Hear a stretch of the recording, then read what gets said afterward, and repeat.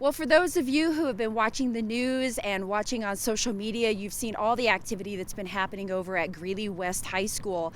And part of what I've noticed as that story has unfolded is the memories that the school and that building have brought about, which is a great segue into what's happening this month in the month of May. May is Historic Preservation Month, and it's all about those buildings and places and spaces that are important to us and help build our community. And here to tell us about all the activities and events that are going to be happening this month for Historic Preservation Month, we have Elizabeth Kellums, who's with the City of Greeley, Planner 3. Thank you so much for being here, Elizabeth. We've met a few times about this topic, and here we are again. Excellent. Thank you, Amy. It's good to be here. Yeah. So for those of who may not know much about historic preservation, can you give folks an idea of just what exactly it is? Absolutely.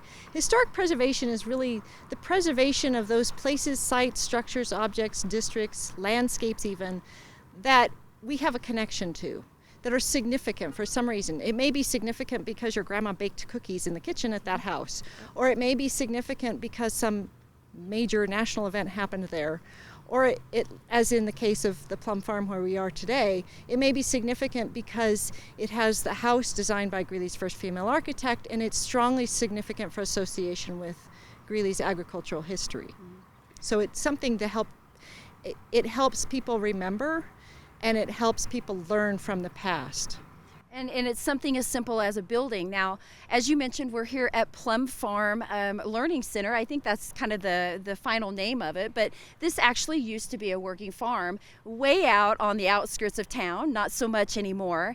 And part of the reason that we're here today is that as part of the Historic Preservation Month activities, you're going to have an event out here. Yes, on May 11th from 5:30 to 7 here at the Plum Farm, we're going to have a reception and a tour. We'll just have the opportunity for people to see the outside of some of the buildings here at the Plum Farm, learn what they are, learn about the architecture of the house. We're not going to go inside any buildings. We're just going to have a tour of the site and have light refreshments and enjoy celebrating Historic Preservation Month. Now, it's interesting because Plum Farm, it's a little bit, you may not even notice it as you're driving down 10th, but it has a significant history here in Greeley, obviously, because we're talking about historic preservation. Can you give us a little bit of that background and why this place is so important for the city? Absolutely. I don't know the history of the farm off the top of my head, but the farmhouse was designed by Greeley's first female architect, Bessie Smith. It is a great example of her work, and it is intact. So it's a good example to learn about architecture. It also is a good example to learn about farming, and this was a tree culture. The original owner, Colonel Charles A. White, acquired through filing for a timber culture patent under the Timber Culture Act of 1873. He acquired this farm. Okay. And he planted lots of trees on the farm, and his family, it stayed in his family. It went from the White family to the Plum family, but they were all in the same family over the years, and the Plum family ended up donating part of it to the city in the late 90s. So it's been operated as a museum since then.